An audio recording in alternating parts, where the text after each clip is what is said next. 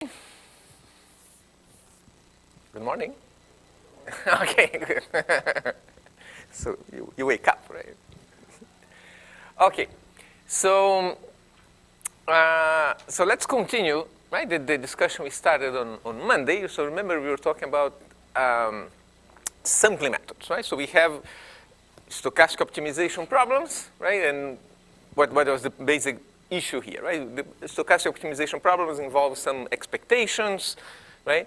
Or some probabilities that we cannot calculate explicitly, right? There is no way we can calculate explicitly. Those are typically multidimensional integrals and of functions that involve like maximums and minimum. Could be any function.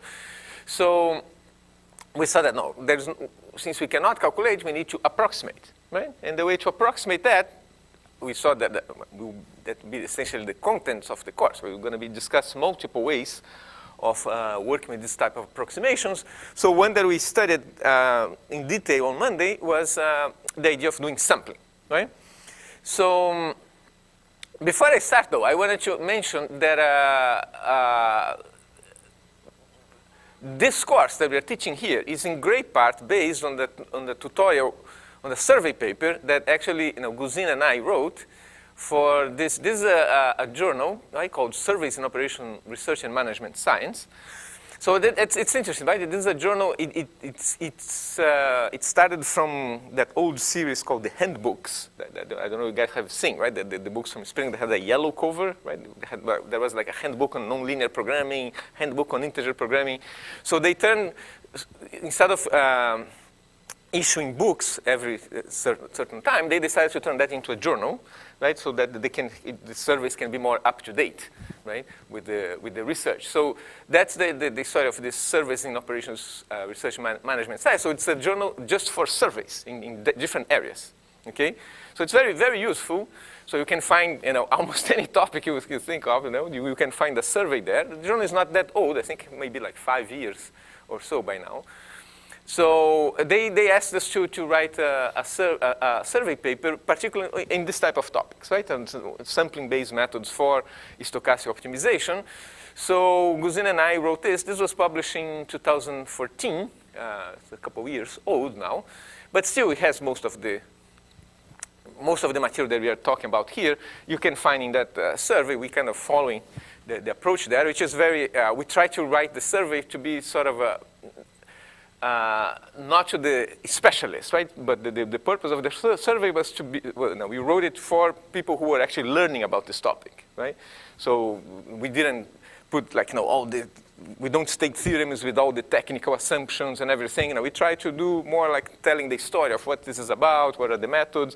And then, so the main thing here, also one important thing is the list of references, right? So in fact, that's why in the slides here during the course, I don't put particular references. Oh, this paper did this, because otherwise it takes too much space from the slide, right? And it wouldn't do justice if you don't cite all the people. But in the survey you can find, right? So if you want to see these references where those things are developed in more detail, you can look in the survey. We had actually more than 240 references in the paper. So, that will keep you busy for a while.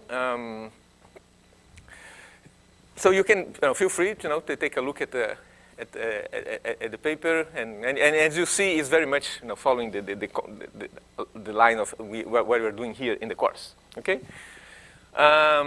Should also mention more support material. So there's this book that I know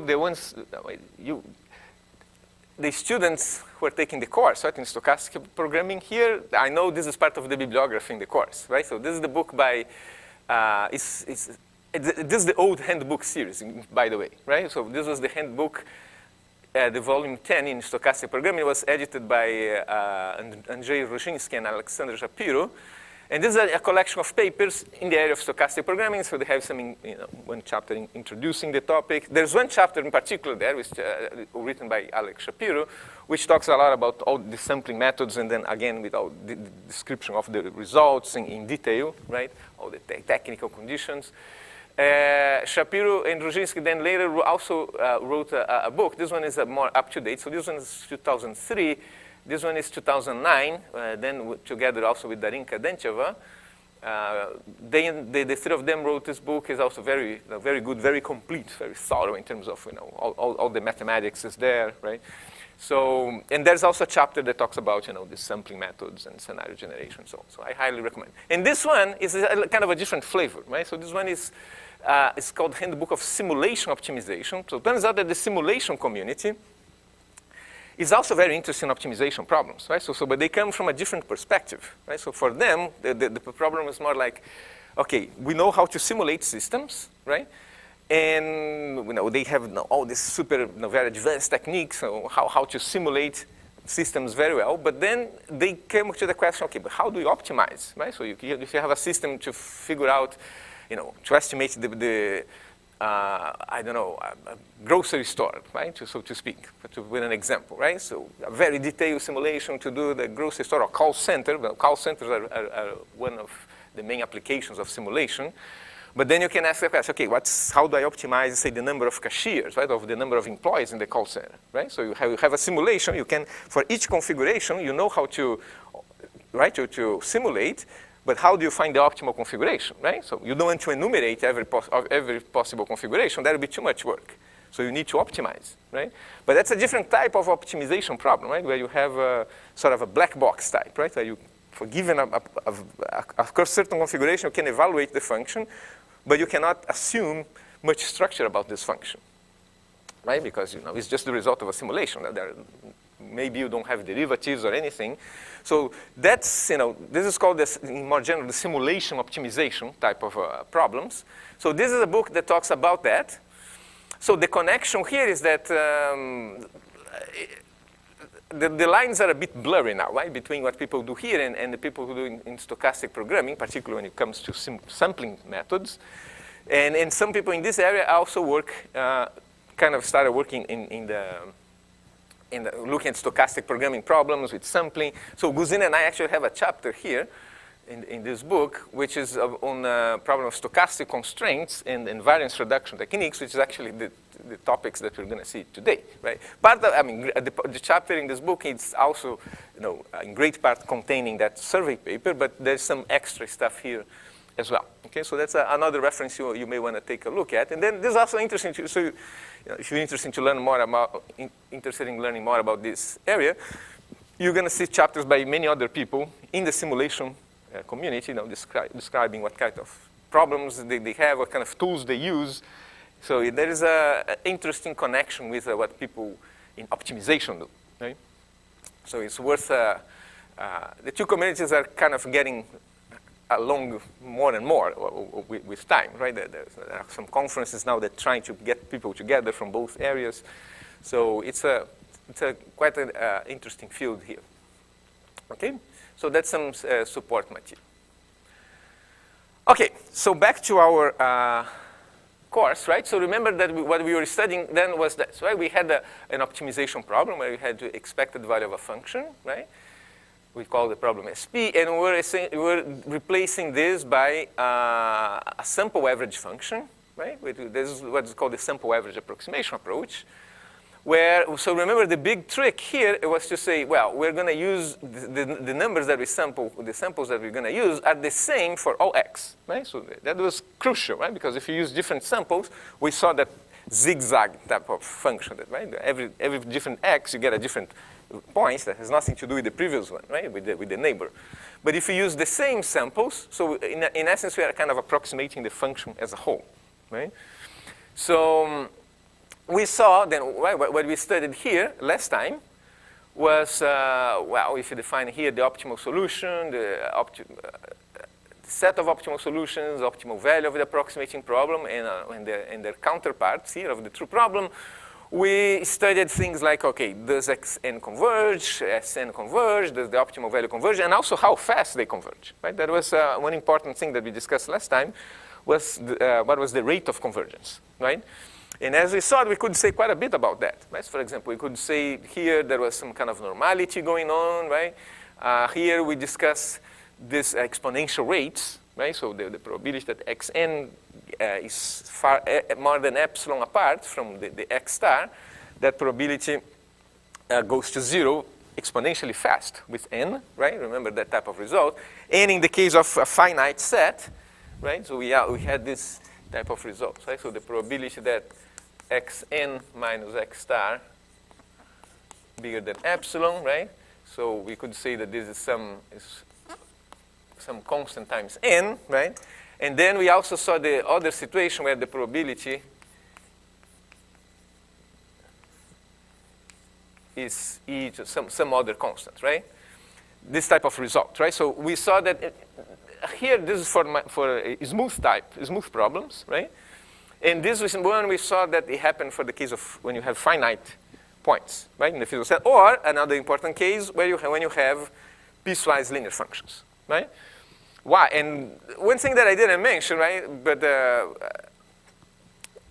might be worth just briefly talking about that is, well, there is quite a bit in common between the two problems, right? The problem with finite set and the problem with piecewise linear functions. And if you think about why, right, because this problem here, because it's polyhedral, if you think about, right, if you're here, what really matters is only what happens at this point and at this point, right?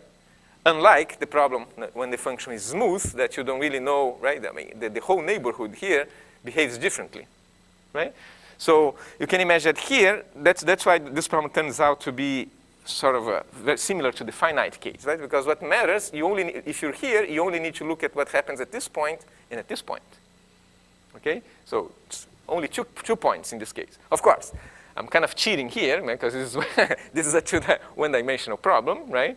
But if you think about it, even if it's multidimensional, right? Again, it's polyhedral, so there's only a certain number of directions that you need to look at, right? The finite number of directions, right? Because those are the directions where you're going to hit a corner, okay? So in fact, that's how this is proved, right? This type of result is proved. Is to say, okay, in the end, all you have to do is look at finitely many directions, right? So because it's finitely many, so you can apply the finite argument that we use to show this one, okay? That's more or less the idea.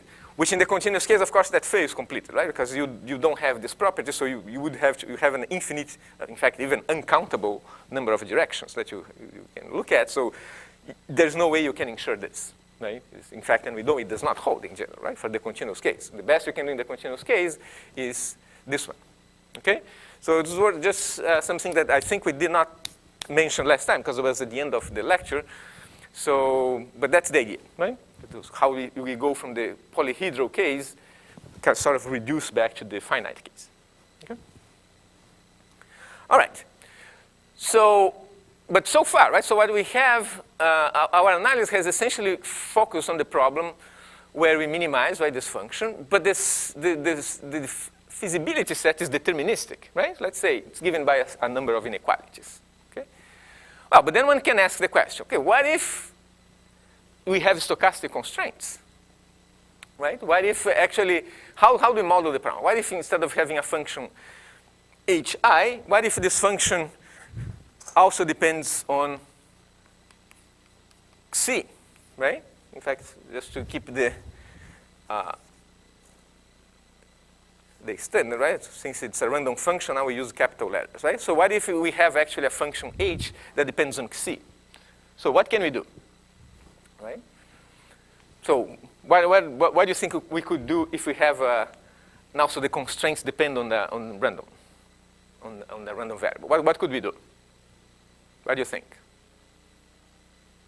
How would you model? Even not think about solving, right? How would you model the problem where you have constraints that are also random? How would you model that? Huh? The probability? That's one way to do it, right? You could say the probability that this is less than, let's say, if your constraints were less than or equal to 0, you would look at the probability that this is less than or equal to 0, right? That sounds one reasonable approach, right? And you can say, well, I want to ensure that this is bigger than some value, right? Let's say some confidence, some level here, 1 minus alpha. And then, of course, if you put alpha equal to 0, you're essentially imposing that this holds for every possible realization. Which maybe you want to do that, but that probably would be too conservative, right? It's like for every possible realization, you want to guarantee that the constraint is satisfied, right? That might be too much, right? Because you can always have the probability, the chances of having one outlier, right? And that could, if you have one outlier, that might make your problem infeasible, right? Or because of that outlier, you have to end up with a kind of a poor solution, because that's the only solution that really satisfies all the constraints, right? So this way, once you relax that a little bit, then you say, okay, I'm willing to give up on a certain percentage of the cases, on feasibility on a certain percentage, but I'm gonna, so then I find one with a certain level of reliability. So that's one way of doing it, right? Well, there are other things you could do, right? For example, one could impose, say, okay, if the constraint was that h is less than or equal to 0, now if h is random, I'm going to say that on average it has to be less than or equal to 0. Well, that's a way to, this is a modeling issue, right? There's no right way of doing one way or the other. This is just a modeling issue, right? So maybe I want to model, say that if on average is less than or equal to 0, I'm happy with it, right? Okay? As you'll see, there's other ways of one can model this as well, okay? All right. So let's concentrate for now on these two problems, right? So the one at the expected value less than or equal to 0, and the one is the probability that h less than 0 bigger than 1 minus alpha, okay? Which equivalently, we're going to write this as probability that h is strictly positive less than or equal to alpha, just because we want to have a less than or equal to constraint, right, on the right side, okay? All right. As I mentioned on Monday, by the way, anytime you want to interrupt with questions, feel free, okay? Okay, so let's look first at the problems with expectation constraints, right? So suppose we have this situation here, right? The expected value is less than or equal to 0. So one could think, well, a natural approach, right? You could just apply if you want to solve this, right? We cannot calculate these expectations exactly, right? That's our basic premise here, right? We cannot calculate this. So a natural thing to do is to say, okay, I'm going to apply SAA, right? And then I just replace the constraint, right, by this constraint. That seems a sensible thing to do, right? We did this with the objective function, right? We replaced the expected values in the objective function with a sample, so we can may as well replace the expected values in the constraint with a sample as well. That sounds a sensible thing to do, right? Again, I know the same sample for all x's, so we are approximating the whole function. So that sounds a reasonable thing to do, okay? But so does that work, right? That's the question. So is that, do we lose anything by doing the samples, right? By using sampling on the constraints. So let's see, right? So let's take a look at a very simple problem here, okay? So suppose, right, it's a really trivial problem here, right? Where the objective function is g of x equal to x. So I want to minimize x subject to the constraint that h, right, the expected value of h is less than or equal to 0, right? So we're essentially saying that the expected value of h minus x, of c minus x, is less than or equal to 0, right? It's a particular case, right? One very simple case, right? Expected value of c minus x less than or equal to 0. That's our constraint, right? Well, of course, in this case, the problem is immediate, right? You don't need any technique special technique to solve this, right? Because this is just saying that x is bigger than expected value of c, and if I'm minimizing x, right, the solution is obviously the expected value, right? In this case, let's say we have c is a normal 0 sigma, so the solution, of course, is x star equal to 0, right? Very, very, very easy, right? So, but of course, the point here is not to solve this problem, which is a trivial problem, but just to illustrate what would happen if we did sampling for this problem, right? So if we did sampling, what would the problem look like, right? So we are replacing the constraint with a sample average. So in this case, replacing the constraint by a sample average means that the SAA constraint would become something like this, right? So now we are minimizing x subject to x bigger than this. And then, of course, the solution is just the sample average. Very easy, right? Okay, everybody agree? Right. Okay, so our approximating solution is the sample average that we obtained, but But we know, right, that the average of the X's has a distribution normal 0 with standard deviation 0 sigma over square root of n, right? Because those are, we are assuming they are, well, if the samples are independent, right? So each of them the Xc is normal sigma, so we know that this one is normal sigma square root of n, right? So what is the distribution? So in this case, so we know that the distribution of xn is normal 0 square root of sigma, right? So that's how xn looks like, right? So it has mean 0, and then variance, the standard deviation here is sigma over square root of n, right? Well, but think about it. So this is our xn. Xn is going to be a random variable, of course, right? Because it comes from the samples. So what is the probability that xn is feasible in the original problem?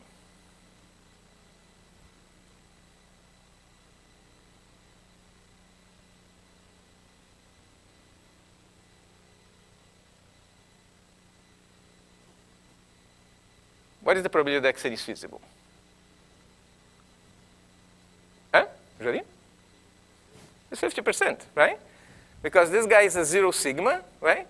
So there's a 50% chance that is less than 0, but there's a 50% chance it's bigger than 0, right? So that means what? That 50% of the time, the solution we get with this approach actually gives us an infeasible solution to the original problem, right? That doesn't seem good, right? So we are getting a solution, approximating solution, even though we might say, okay, now, but this is converging, right? As n goes to infinity, xn is converging to the true solution, which is x equal to 0. Yeah, that's true, but the solution that the problem returns is a solution that you cannot implement because it's not feasible, right? Your constraint was x less than or equal to 0. In your solution, 50% of the time is not going to be less than or equal to 0. It's not, think about in practical terms, right? You wanted to get the solution from this problem and implement in your problem, right? And say, okay, maybe it's not the best, but it's close to the best solution. But in this case, it's not close to the best, right? Because it's infeasible. You cannot implement, right? So just trying to do this way is not going to work, right? So we have to do something else. So what kind of tricks could we use here to get around this problem? What would be a simple trick to use?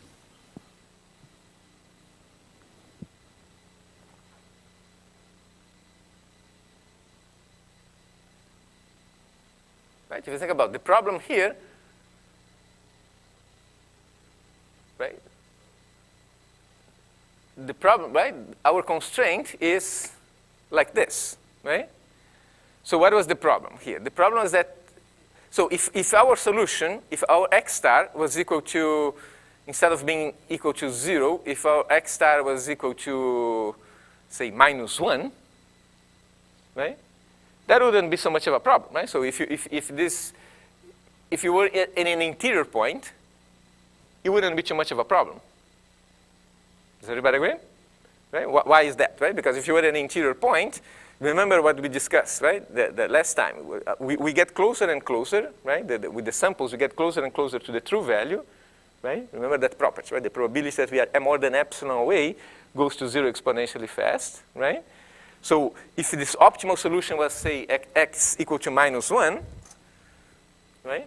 Let's say, suppose the solution was x minus 1, x star equal to -1. That means what, right? So here's -1. At some point, our samples will be concentrated around here, right? So here's our feasible set, right? Here's the boundary, is here, right?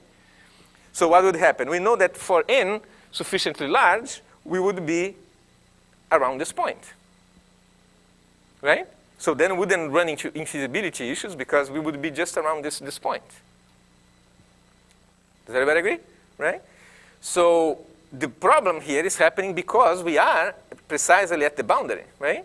Our solution, x star, is at the boundary. So anything that goes around this value, even if it's very small neighborhood, still covers unfeasible points, right? So what's the solution then, right? How can you get around this problem? Well, we need to kind of try to force the solutions to be all interior, right?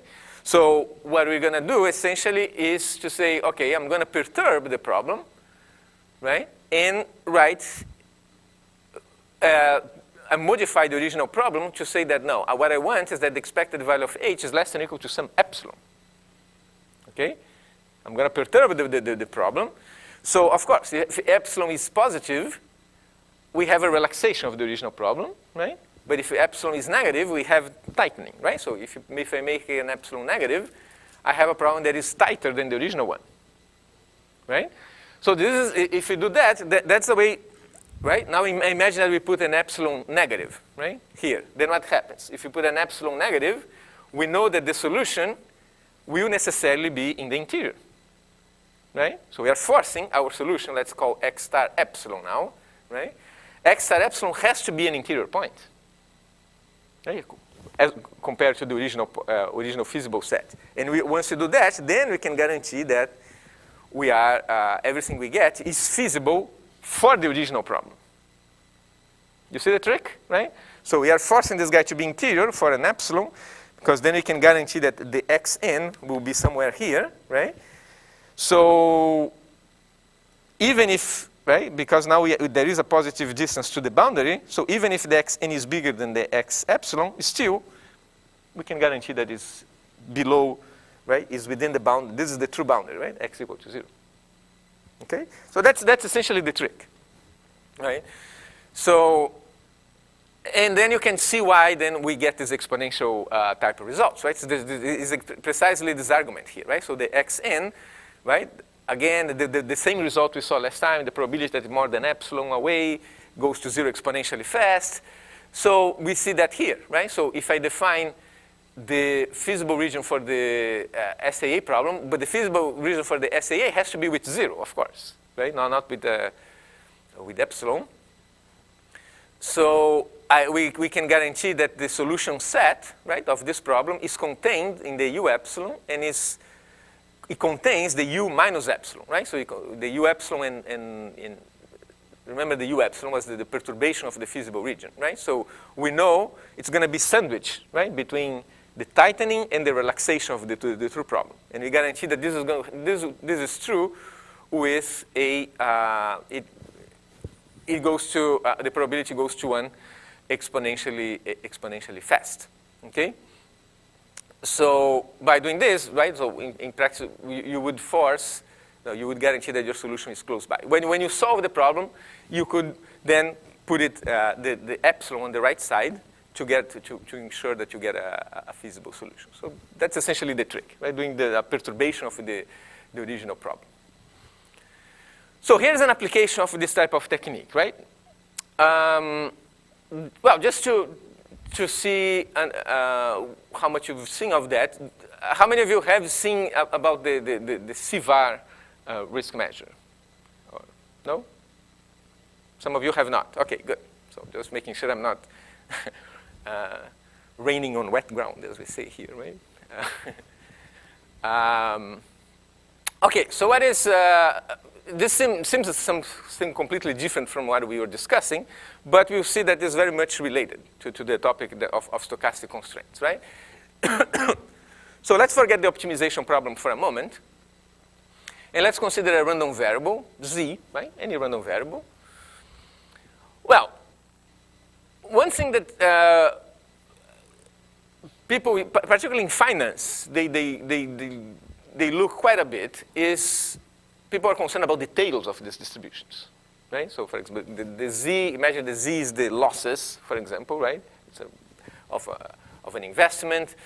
So normally when people who work with this type of problems, they're not really concerned about the expected gains or expected losses, right? So they're really concerned, sorry, the expected returns. They're really concerned about the losses, right? The expected losses.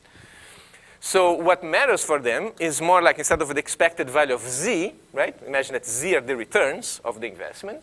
They're not so much concerned about what's the average return, but if your variable is, could have any distribution, right? Could be something like this, right? Imagine those are your returns. you are really concerned at what happens at the tail, right? So the value at risk is simply a quantile, right? So if you fix a value gamma here, right? So what is this, right? This is the value at risk, right, called VAR. Right? This is value at risk.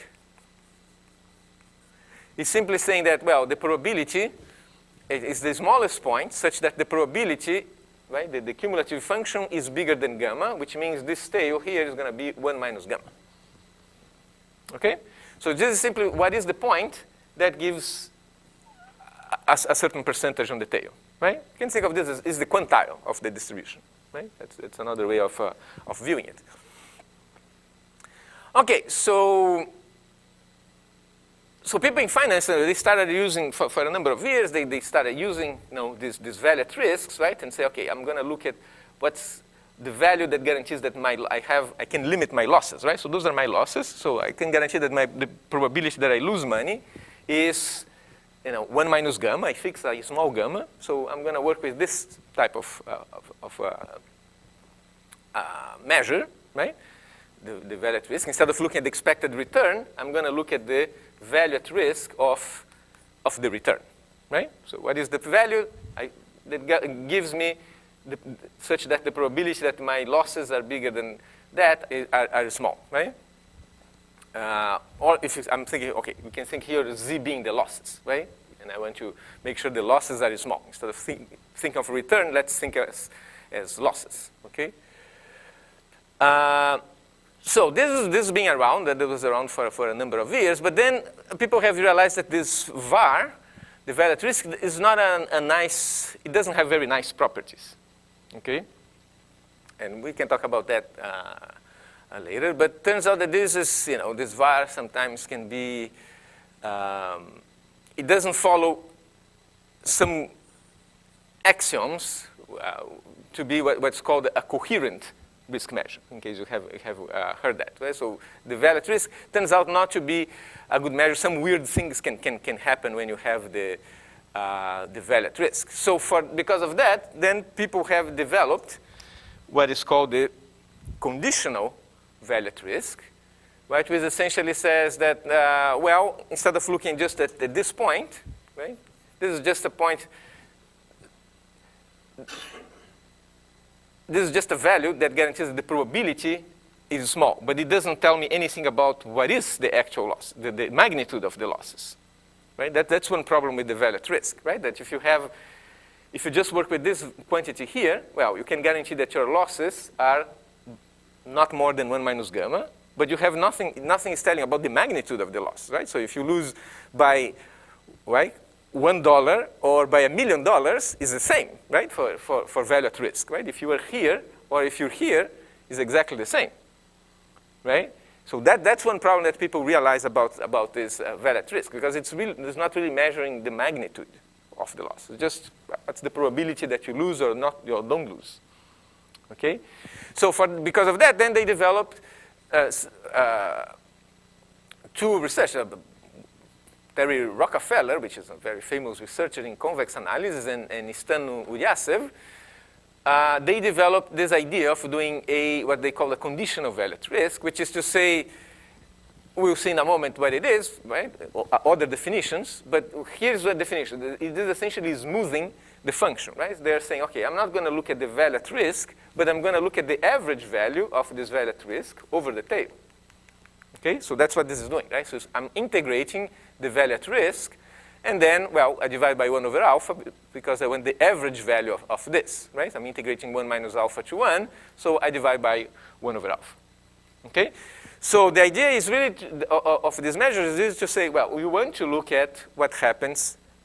The magnitude now matters, right? Because we are looking at the value at risk for every possible value, starting from 1 minus alpha, right? So if here is 1 minus alpha, if here is 1 minus alpha, right? If this value, right, corresponds to a loss of 1 minus alpha, now we're going to look at the value at risk at every single point. So if you have points with very large magnitude, well, that will show up there. Is that clear? Right? So now this addresses the problem that of not having just the probability of a loss, but also the magnitude of the loss start playing a role. Okay? So this is a very nice idea, but of course, if you just define this way, yeah, okay, it's a nice idea, but well, it also seems very hard to calculate, right? I mean, you have to integrate this value at risk. This seems extremely difficult. So the biggest contribution of Rockefeller and Yuryasev was to show that turns out that this CVAR here, which is kind of an intuitive idea, but very hard to calculate, right? This integrals, this average of the value at risks, turns out that you can write that as an optimization problem. Okay? So this was the main contribution of this of Rockefeller and Yuryasev. It was a seminal paper that that has like now thousands of citations nowadays. So essentially, they show that I can express CVAR just as this, right? So it's an optimization problem where I have the variable here is eta, 1 over alpha, right? Alpha is the level, just like here. And then we have this shortfall function. It's called the shortfall function, right? So it's the z minus eta plus is the maximum between a and 0. So if you think about it, this is a very simple problem, right? It's one-dimensional.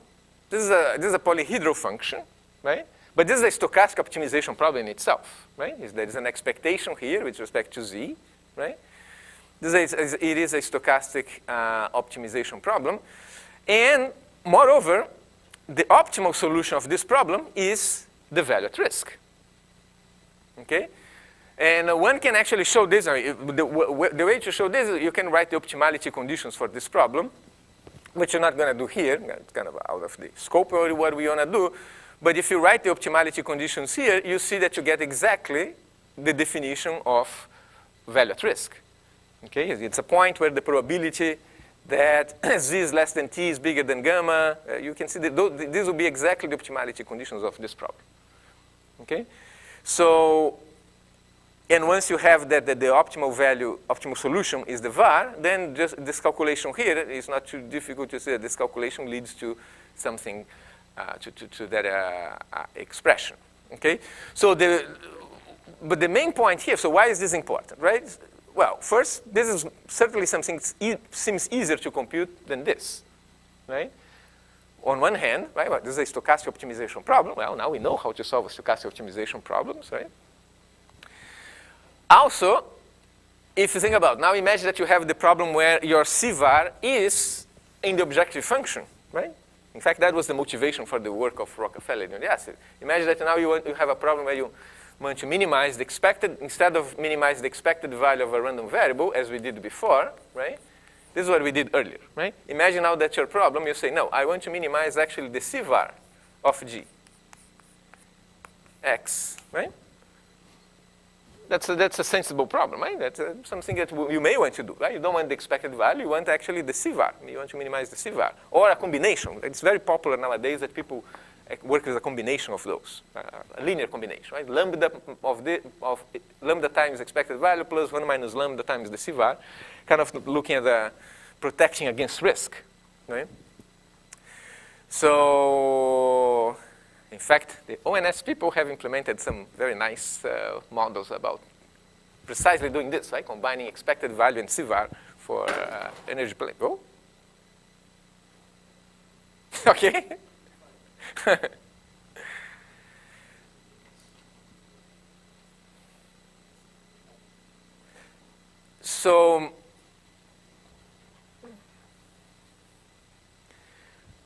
So the advantage of that formulation, right? Because now if you know that the CVAR can be written as a minimization problem over eta, then this was a problem over x, right? So now I can write my problem as the minimum over x and eta, right? Of eta plus 1 over alpha expected value of g c minus eta plus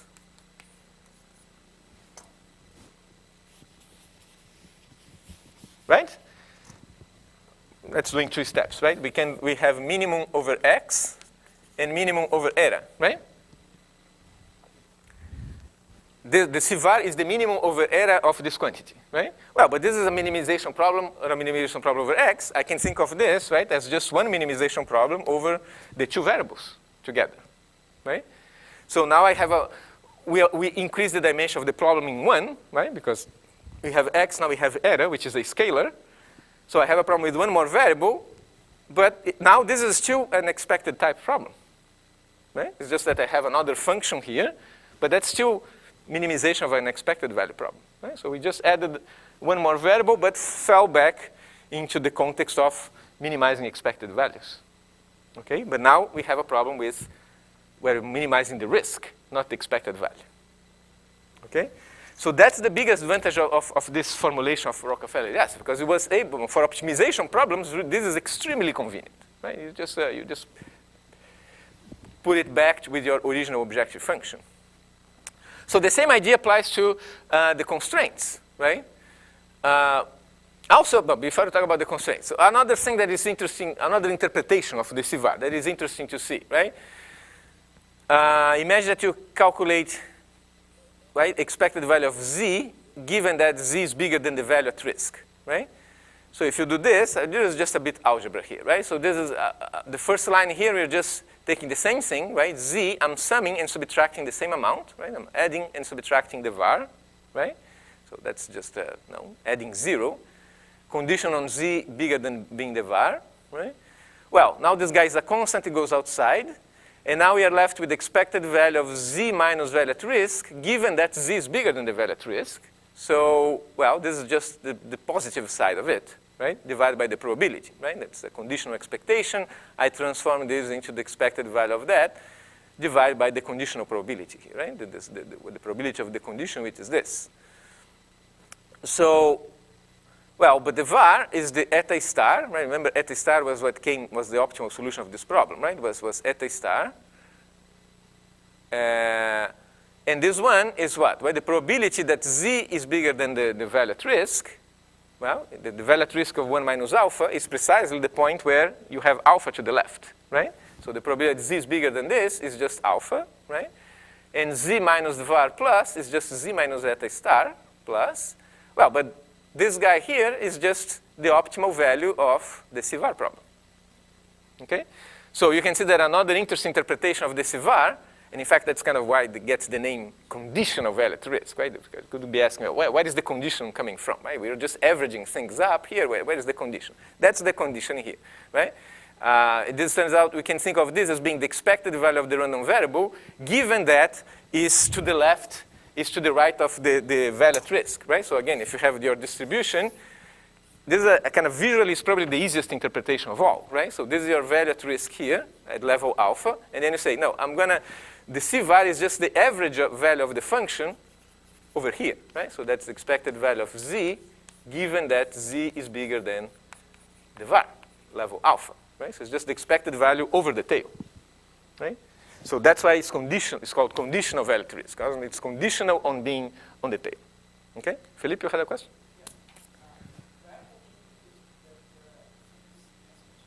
Aha, I was going to ask you exactly this question, right?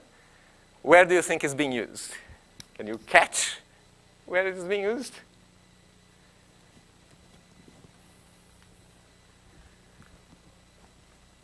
Certainly not here, right? Here we're adding, subtracting the same thing. So here we're adding 0, right? So that's certainly not here. It's not here because, well, here we're just putting this guy outside, and then we are just applying the formula, right? Taking the conditional expectation and writing, well, now I have the expected value of this. Well, but given that this is bigger than that, well, but if z is bigger than this expression, I can put a plus, right? Because I'm only concerned about the positive values, right? No negative values, right? So where is it showing up? The continuity.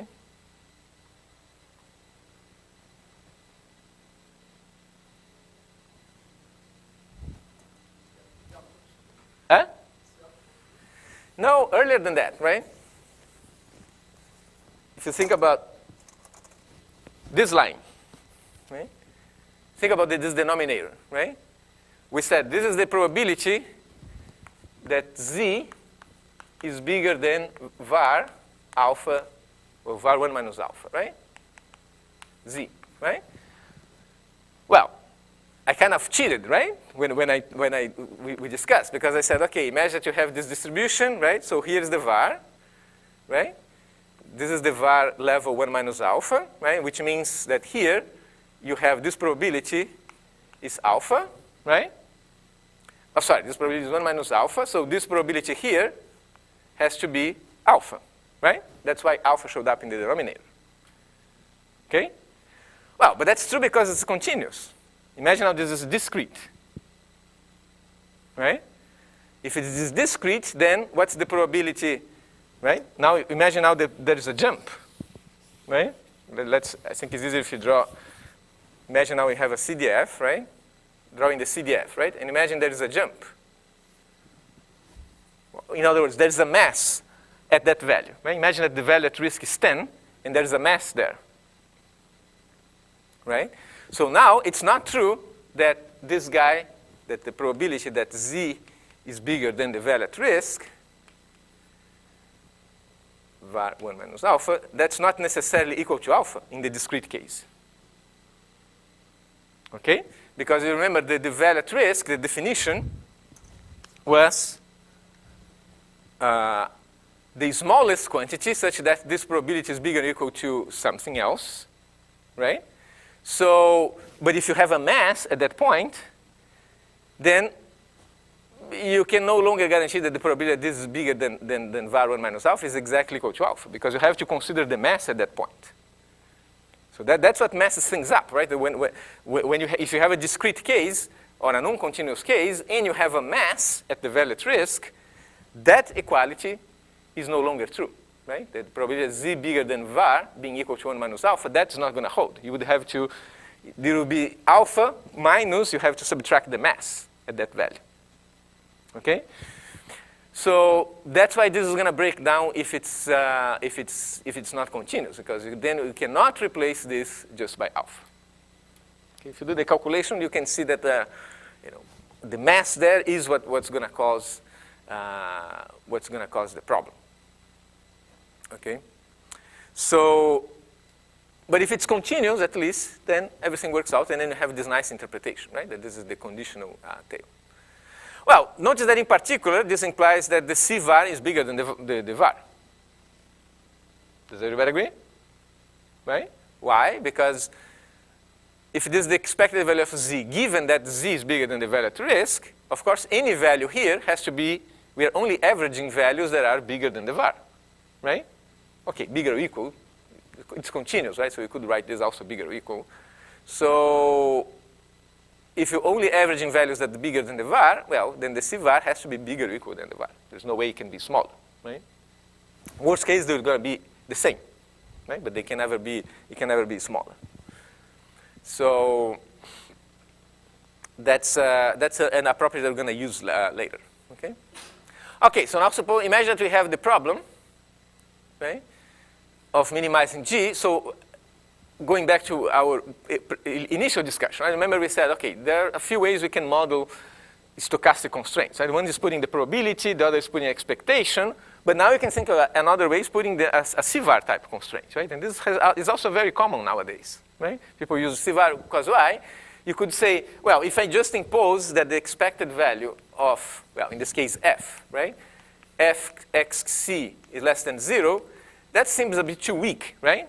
This is just saying that the constraint on average is never than 0, but maybe I want to be a little more strict here, right? So I want to put some kind of CVAR that guarantees that the tail of the distribution will be less than a certain amount, okay? So this is a constraint that then it becomes, it helps modeling something, instead of working with something like this, with just the average violation. No, you're being a bit more conservative and say, no, I really want to protect more, right? I want to ensure that the tails of the distribution will be less than A without having to write the var, right? Working as a CVAR. And we'll see in a second the relationship between this and the probabilistic constraint, okay? So if you have this, right? If you have this problem, well, turns out that we can write this as this problem here, right? So remember this is the representation of CVAR, right? So I can just write this and write this expression less than A, right? So now this is just the standard formulation, right? With expectation, I define my H function to be, now my H function is in two variables, x and eta, right? And I will say, okay, this is gonna be, this function now is just this guy, right? Eta minus f minus eta plus minus a, right? This is my new H function. Now we go back to our original setting where expected value is less than or equal to 0, okay? So, let's see, question for you, right? So remembering the definition of CVAR, it was a minimization, right? So what happened to the minimization here? We kind of conveniently throw it away. How so? Why could we throw away the minimization over eta here? Strictly speaking, that's how we should write, right? Minimum over eta of that quantity, eta plus, etc., less than or equal to a, right? That should be our constraint. But we're saying, no, I'm going to do away with this minimization. Why is that? Why does that work? Huh? In which sense?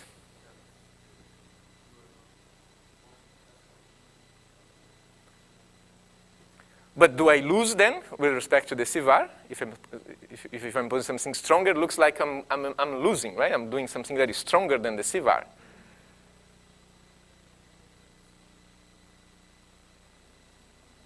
I mean, you're right. Once you replace the minimum, we take the minimum away, we get something, right? But my question now is, are we losing anything when we impose this? Are we being more conservative than the CVAR? Huh? So I'm underestimating the. I'm overestimating the optimal value. Felipe?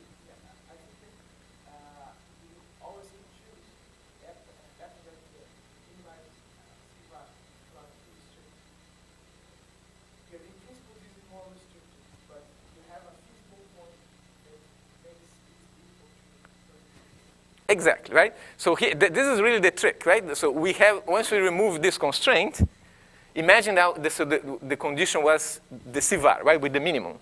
Now suppose there is an optimal solution, which is this eta star, right?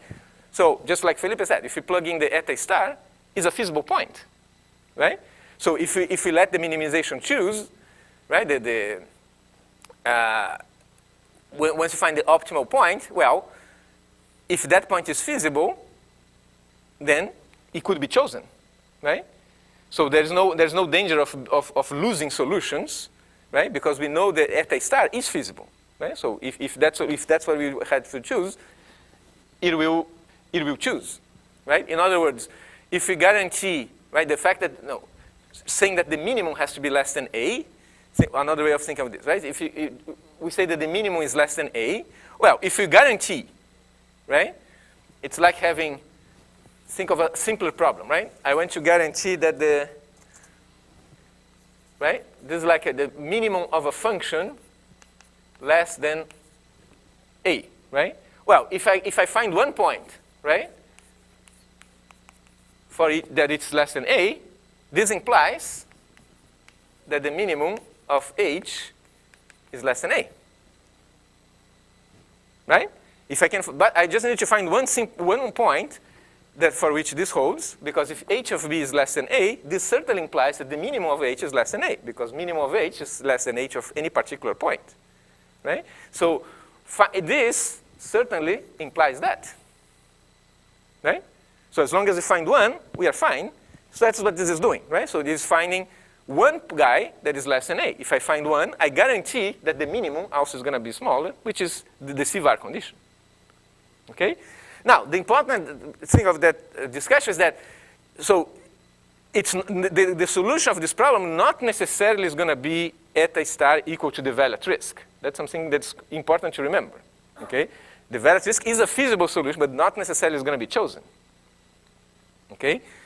All we are saying is that because of, we guarantee that this holds, this ensures that the minimum is less than A, but it doesn't guarantee that the eta star is going to be chosen. So it's important to remember this, because if you try to solve this problem and then see, okay, look at the optimal solution, if you look at that solution, it's not going to necessarily be the value at risk. Okay? So keep that in mind. But for practical purposes, all we want is to guarantee that the constraint is satisfied. Right? And if you do this, we're good. Okay? So this is saying that, well, we can simply transform, right, the CVAR constraint into an expected value constraint. And we are back into our original setting. Okay? Questions? Clear? In converse in which sense?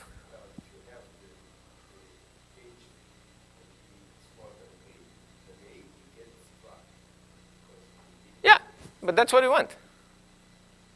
Right? No, no. Think about it, right? All we want to guarantee is that my x is feasible, right? So I want to guarantee that the CVAR is less than A. If this holds for any eta, I guarantee that the CVAR is less than A. Think about, right, the optimal x here. I plug in the optimal x. For all I need is for that x is to find one eta for which this holds. Because if this holds, I know that the minimum has to be less than eta, and therefore the CVAR will be less than A. Right?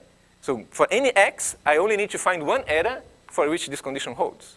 This automatically guarantees that the CVAR is less than A. So I'm not losing anything. Right? Like I said, that eta that comes out of the optimization is not necessarily the smallest one, right? The one that minimizes the function. So if you're interested in looking at the solution and retrieving the var, then this doesn't work. But if all we want is to impose the guarantee that the CVAR is less than A, this will do the job.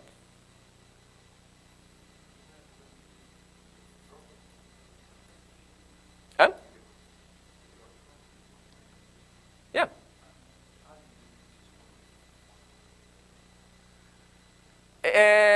Yeah, but we are minimizing, but because eta becomes a variable of the problem, of course, right? But still, this does not guarantee, the fact that we are putting the eta here does not guarantee that the minimum, that the eta that we find from this problem is the one that makes this expression the smallest possible. Right? That's what I want you to emphasize, right? Okay, clear? Right? Okay, so now let's move on to the next type of problems, which is called chance constraint problems. Right? So what are chance constraint problems? So chance constraints is when you have, instead of an expected value constraint, you actually model the problem as H, the first idea that we discussed, right? When you model in terms of a probability. So I want the probability that X is feasible to be bigger than some value, like 95%. I impose the confidence, right? Well, this can be very helpful in some situations, right? So I think I could make a preamble here, though. Sometimes people criticize this type of constraints, right? Because again, you don't, this constraint doesn't measure the magnitude of the violation, right? It's the same thing that we discussed about the value at risk, right? This is just saying that, well, if you violated, if this is bigger than 0, I don't like it, right? But it is not measuring how much the violation is, right? And in some cases, it could be useful to know for how much how much was the violation, right? This is just a yes or no, violate or does not violate. But still, there are many situations where this could actually be important, right? For example, in reliability problems, right? You have a network, and then, well, either let's say a telecommunication network, either the calls go through or they don't, right? It's not like, well, the number of calls that didn't go through. No, right? You guys in the energy sector, right? If you have a blackout, it's a disaster, right? It doesn't matter, well, how many, transformers went down, right? If it went down, if the lines went down, they went down, right? You have a blackout. There's nothing, it's just a yes or no there, right? So problems of this type are important in many situations. Or when you have like physical constraints, right? So you cannot go beyond, like, you know, the drawing a circuit, and you cannot go beyond the, you know, the physical space that you have, right? It's not like how much you went further. No, this is your boundary. You cannot go beyond that, right? Physically, you cannot do it. So in many cases, this actually is. That's the way to go, right? You don't want to measure how much was the violation, but just that you really want to measure anything that violated cannot be considered. Okay. Also, another reason here that these chance constraints are very useful, very used in practice, because I mean, especially for, you know, when you're discussing this with a decision maker, you know, someone who does not understand well all these models, sometimes it's easier, right, to choose the alpha value, right, to say, okay, we are guaranteed that this holds with 95%. Your system is 99.9 reliable. That people can understand very easily, right? But if you talk about, I don't know, well, I'm going to choose a penalty for how much you violate, choosing that number can be difficult in practice, right? Think about, okay, what's the penalty that you choose for violating that constraint, right? So this is not always simple to do. But think of even a simple constraint like, you know, you cannot go beyond your production, for example, right? Produce more than your production limit. Well, if you do, then you have to buy extra work elsewhere. Maybe there's a cost there. In that case, you know. But some cases you cannot, right? It's easy to find these penalties. So chance constraints in those situations can be very helpful, right? So just to give an example, right? Because it's a problem that I want to talk about later, other aspects of it. So the problem that we actually worked on, right? It's a telecommunication problem. So imagine that here you have commodities, right? Think of this in the context of telecommunications. Those are just packages that you want to send between pairs of the network, right? So you want to send a package from here to here, or a package from here to here, right? So that's all these routings throughout the network, right? And you want to define what's the capacity. You want to determine the capacity for each link, right? So that's a decision that has to be made in advance. This is a design problem, right? You want to design your network and find what are the capacities of each link, right? So what's the problem here, right? We want to route each commodity, right, and find the capacities, right? So we want to do the problem together. We want to find the capacity, knowing what packages people are going to send, right? I have some idea of what packages people are going to send. I have a distribution. I want to dimension my network in such a way that it can handle the packages, right? But based on a route. So we want to do both things together. We want to route the packages and find the capacity at the same time. Okay, that's the idea. So that we minimize the installation costs and subject to reliability constraints. Of course, we can do the conservative solution and say, well, let's assume that everybody wants to connect at the same time and dimension for that, right? That's one solution, right? We just say, let's assume that everyone here, right?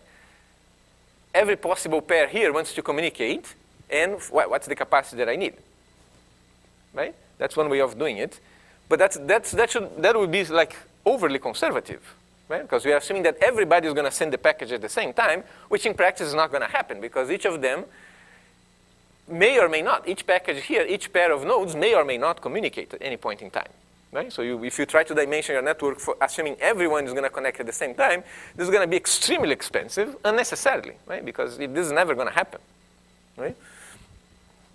So what's the idea here? Is to say, okay, we say that each connection communicates with some probability. That's one model for this problem, right? Suppose we say it's just a Bernoulli random variable, right? Either communicates or not, right, with a certain probability.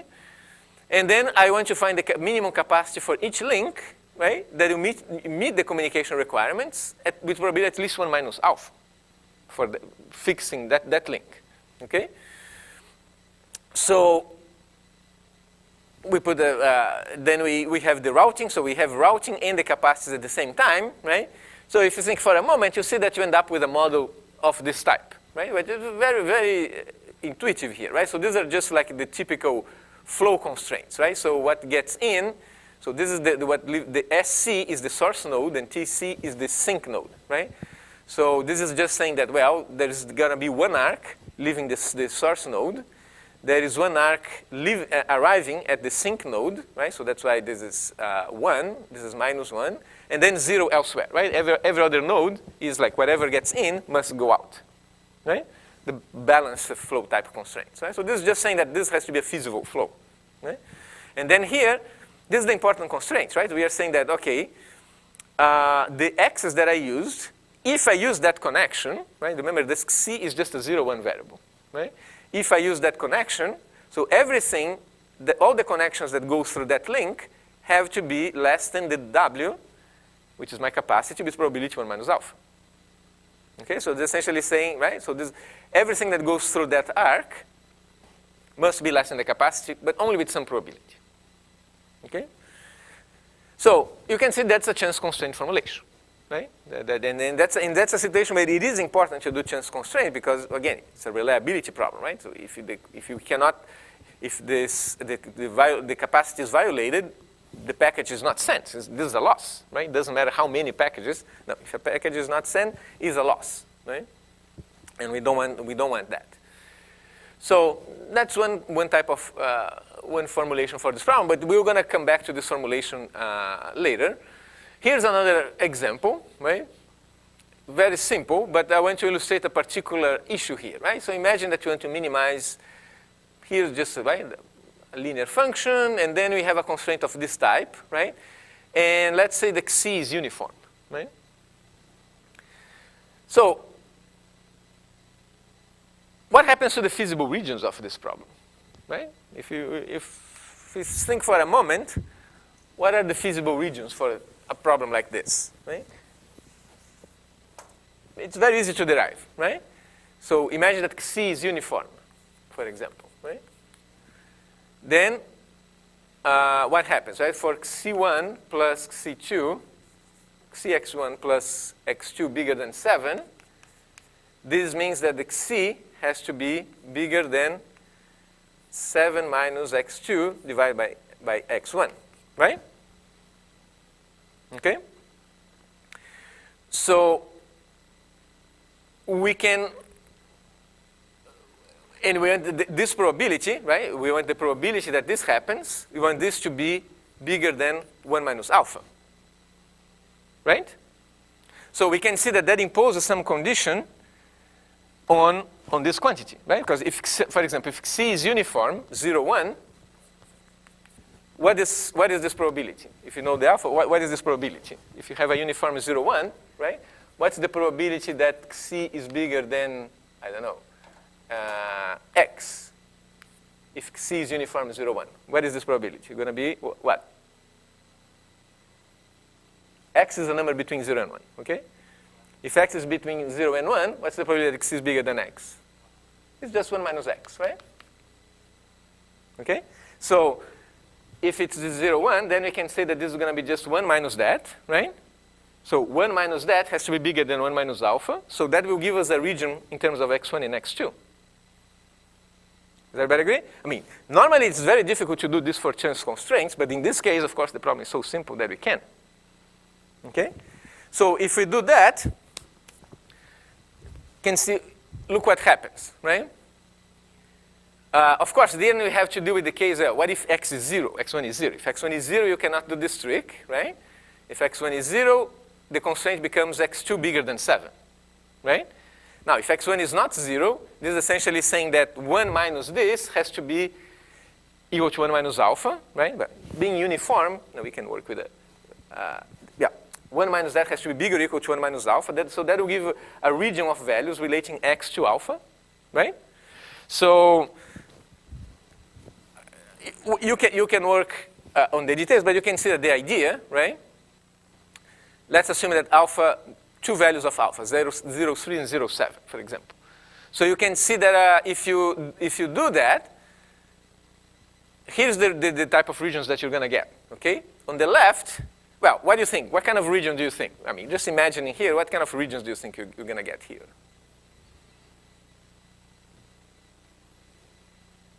more or less. Right? So this is going to be, the condition is going to be 7 minus x2 over x1, bigger than 1 minus alpha. This ends up being a bunch of linear constraints, right? So it will be a bunch of, yeah, it will be a bunch of linear constraints, right?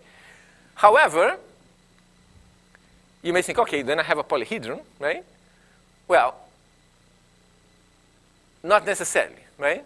So for example, when x is 1, we have all these 3 different cases, and the issue here is you have to think about what happens when x is 0 or not, right?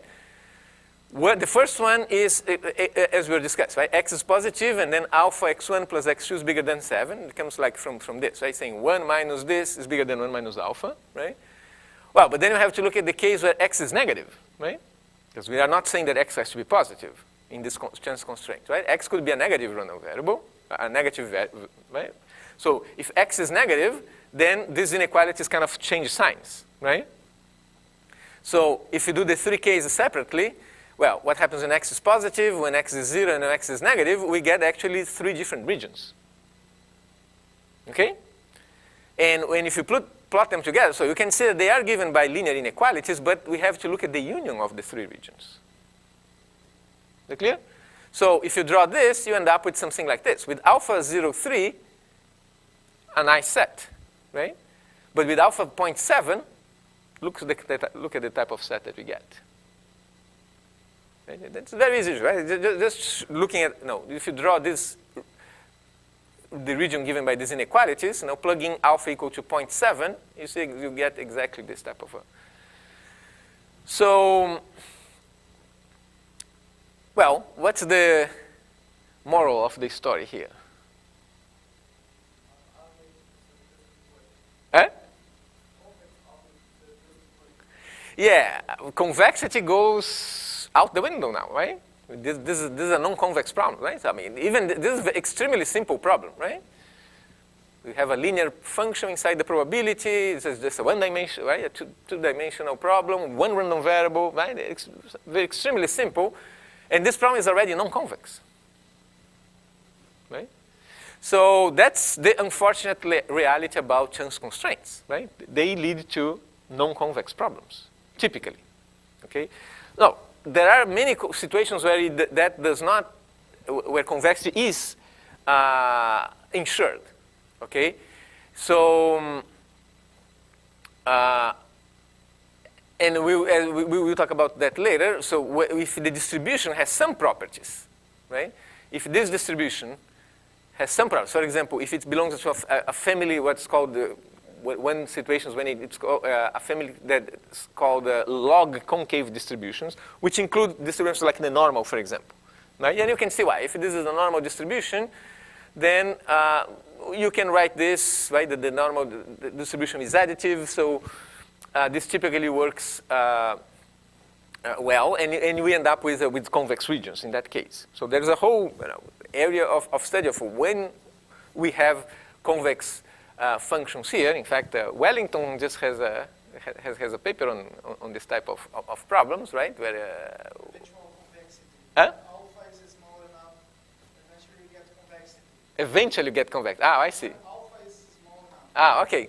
Interesting, right? So you cannot ensure convexity for all values, but in fact that's interesting because that's exactly what happened here, right? Alpha 0, 7, no convex, but if alpha is small enough, we recover convexity. Good.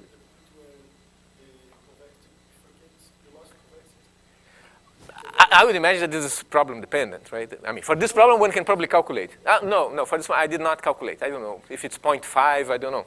Maybe. It's continuous. You have for a small, get to the bifurcation point.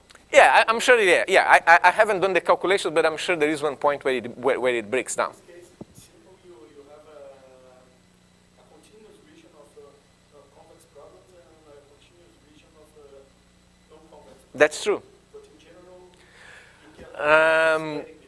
No, I don't think.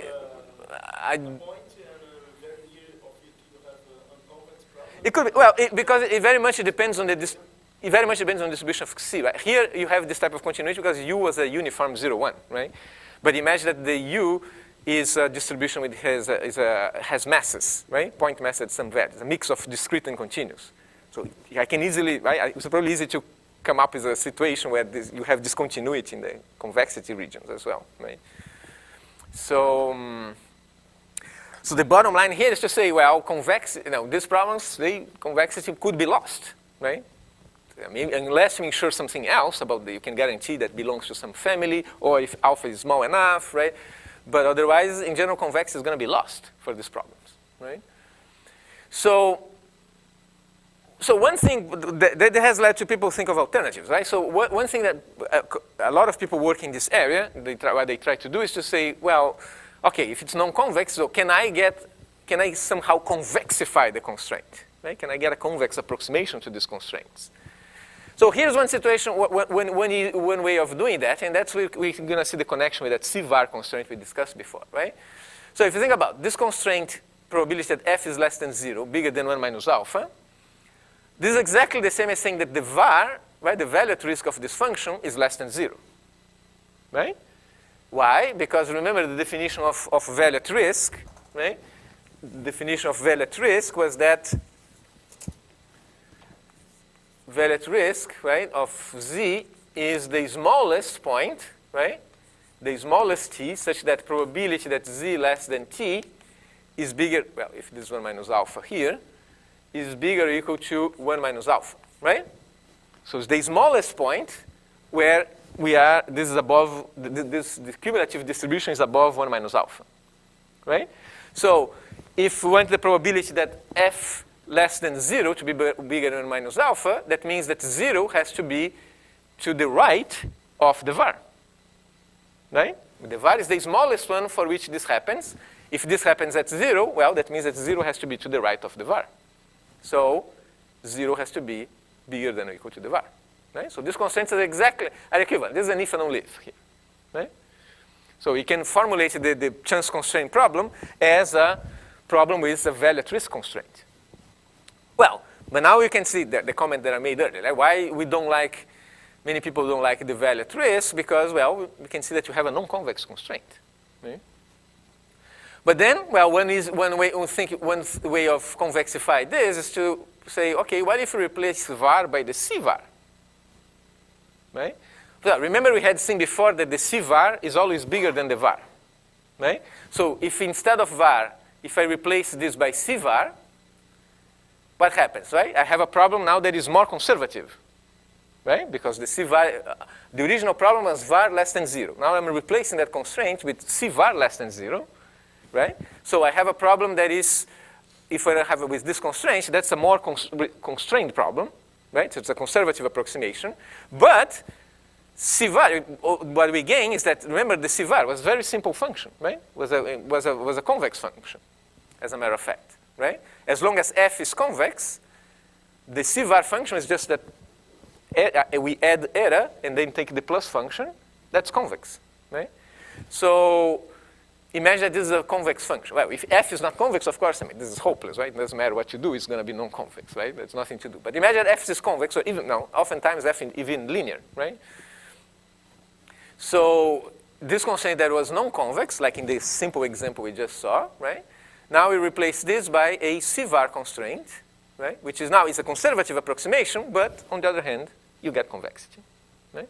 So a lot of people do in this area is come up with all sorts of approximations of the var constraints, a way to convexify this constraint. That's one line of. There are many other ways of doing it, but this is again out of the scope of this course. There are many other ways that one can try to convexify this. Okay.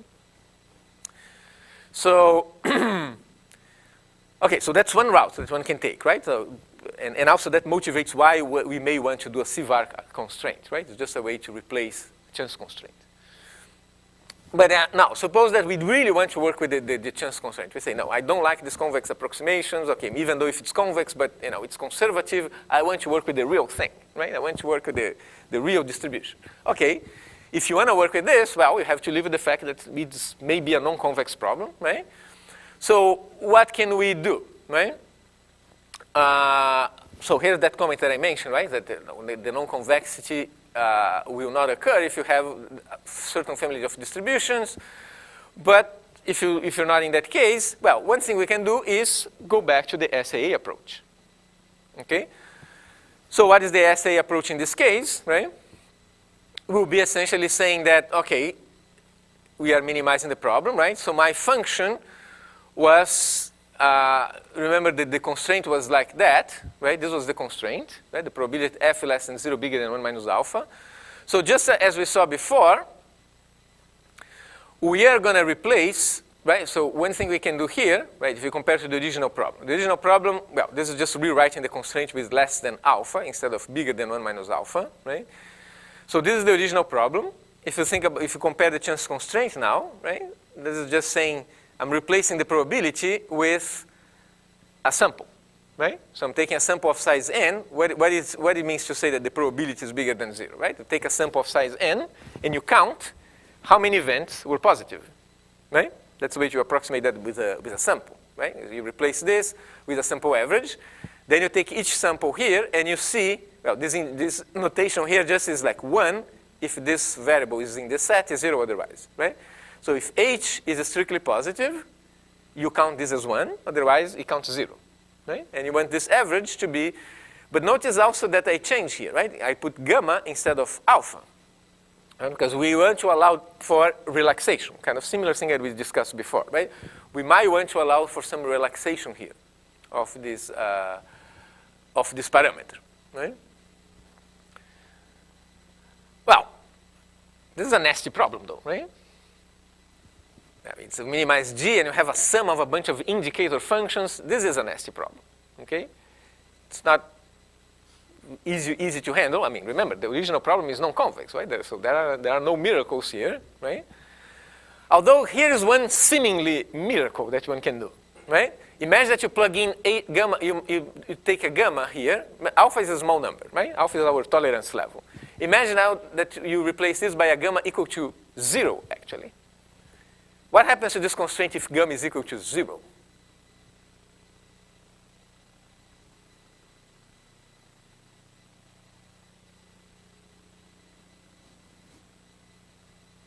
Right? So this seems a very complicated constraint. It's a sum of a bunch of indicator functions. But the particular case of gamma equal to 0, what do we get?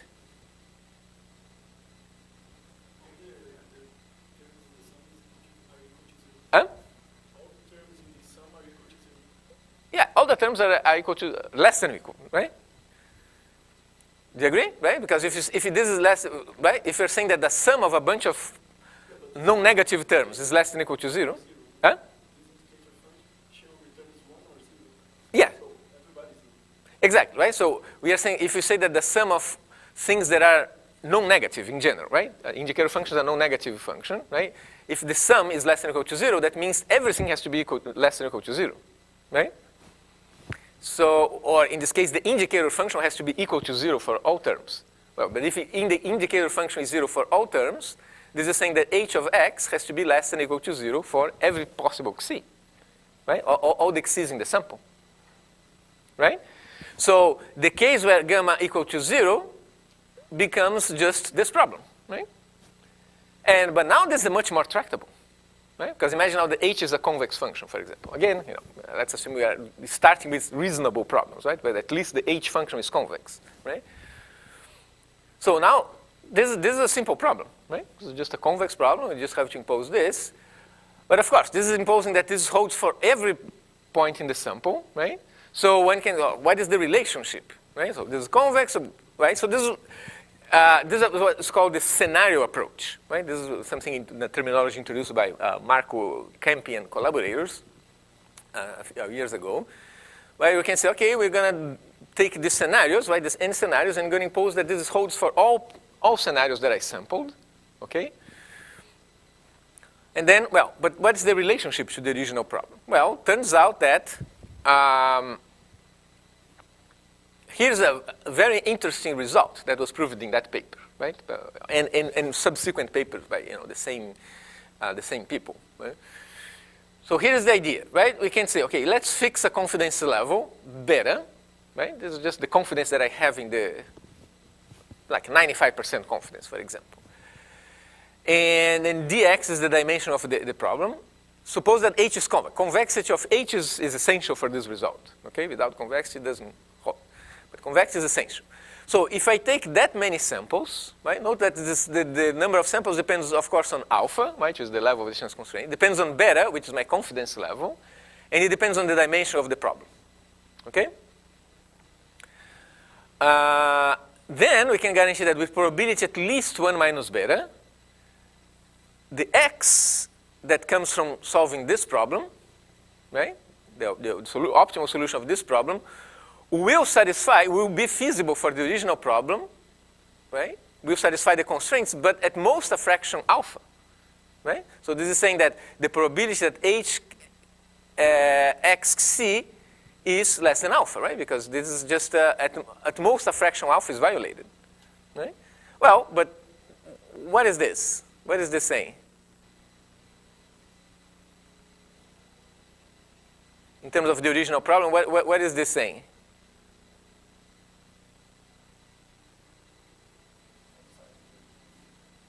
Huh? Right? If xn satisfies this relationship, that means what? Xn is feasible for the original problem, right? Remember, the original problem was, we wanted to guarantee, right? The original problem was that the probability that, where did we put here? We used the h function, right? The probability that h is bigger than 0, this is the original problem, right? The probability, this is minimize g such that probability that h is bigger than 0 is less than or equal to alpha. Well, that's exactly what we're getting here, right? The probability that h is bigger than 0, less than alpha. So this is feasible for the original one with this confidence, right? That's the key here, right? But we are fixing the confidence, 95%.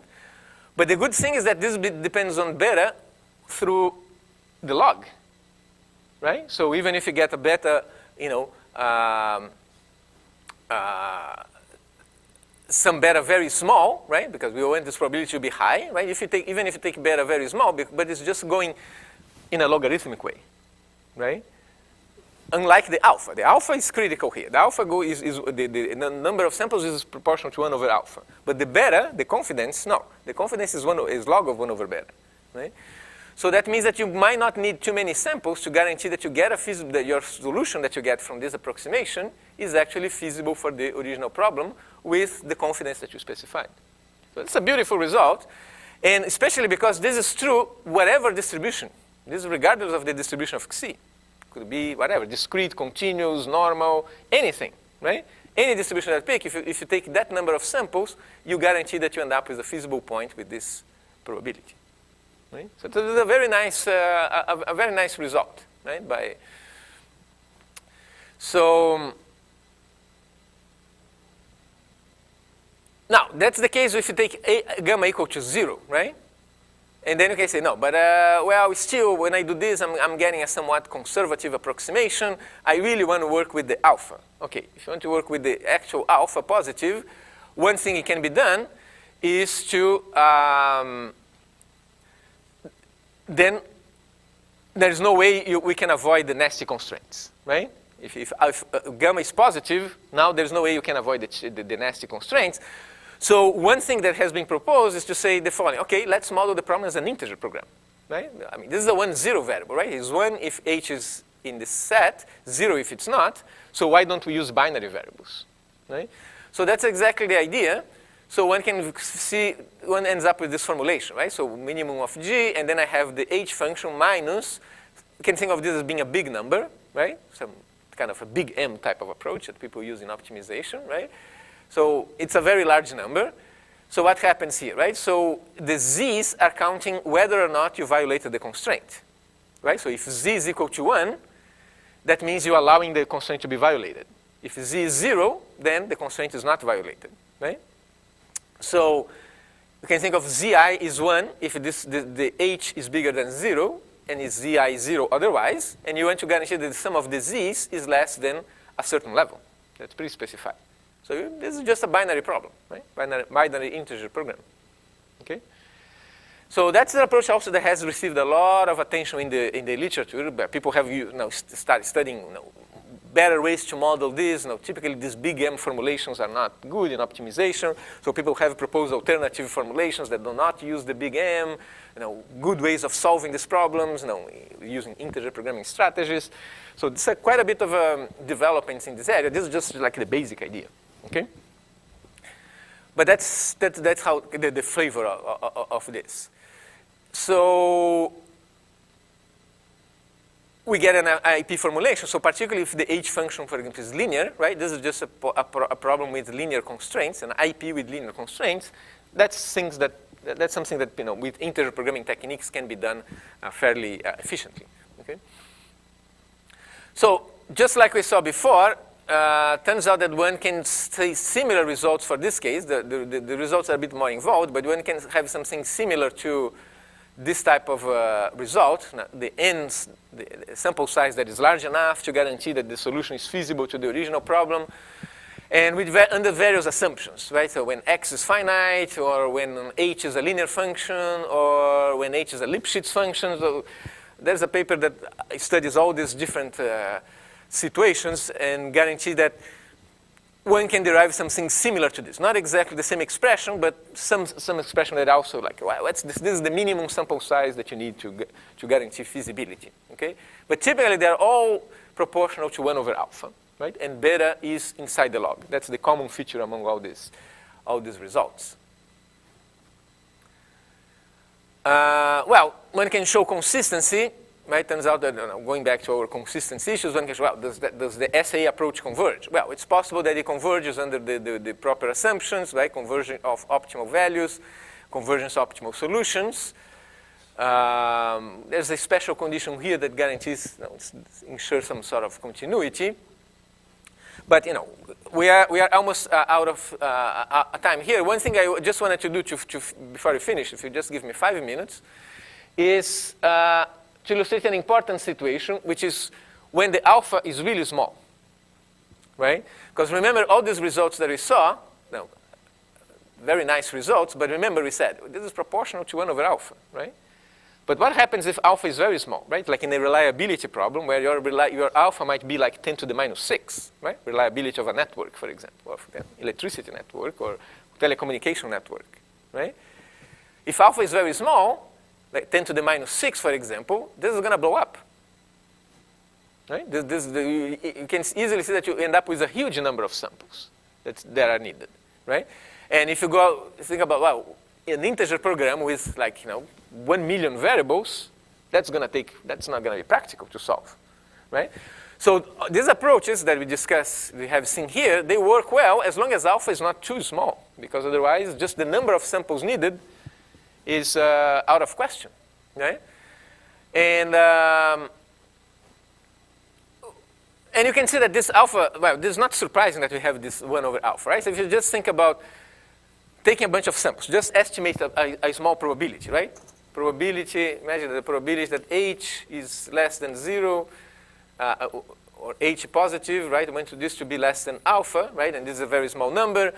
So just think about estimating this probability, right? Imagine that you take several samples, right? So it's easy to see that if their samples are independent, right? The probability that the first violation occurs in the kth sample is like this, right? So the first k minus 1 did not fail. The first one failed at the kth sample, right? So if that's the case, well, on average, you need 1 minus alpha over alpha samples just to get one violation, right? It's just a geometric distribution, right? This is like, what's the probability, right? You take the first sample, what's the probability that it violates? Well, what's the probability that the first violation occurs in the second sample, third sample, fourth sample, and so on, right? So you can see it's just the average of this geometric distribution. So on average, just to estimate this probability, even if you forget about the optimization problem, just to estimate this probability, you need order of, right, 1 minus alpha divided by alpha samples, right? But if alpha is very small, this is essentially 1 over alpha, right? Just to have one sample, because otherwise, you need at least one, right? Because if you take a sample of, if you take, let's say, 10,000 samples, your probability is 10 to the minus 6, right?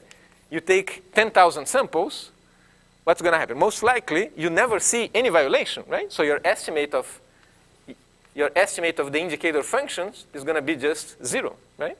Because you never saw that, not even a single occurrence of that. So of course, it's a bad estimate, right? You want to estimate this probability, but if you just have a bunch of zeros, if you're estimating this by 0, it's not useful, right?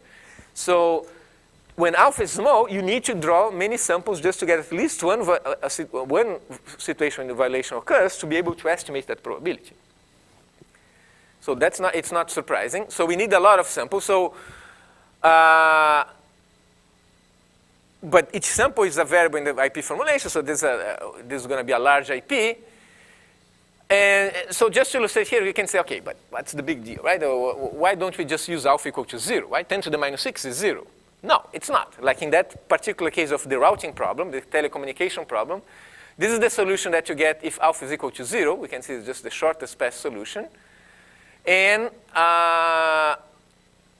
this is the optimal solution with 10 to the minus 6. You can see it's completely different, right? So this is how you route, right? This is how the route works, right? And then you put capacity 10 on each link, right? That's why if alpha 0 means like we want to protect against the worst possible case, right? So that you have to put, you're going to need all this capacity, right? Assuming everyone can connect at the same time. Well, but if you work with 10 to the minus 6, you put 12, capacity 12 on the arcs that are clockwise and capacity 1 on the counterclockwise. This is just how the solution comes up. And you can see the cost is very different, right? Here the cost is like 180, and here is 117.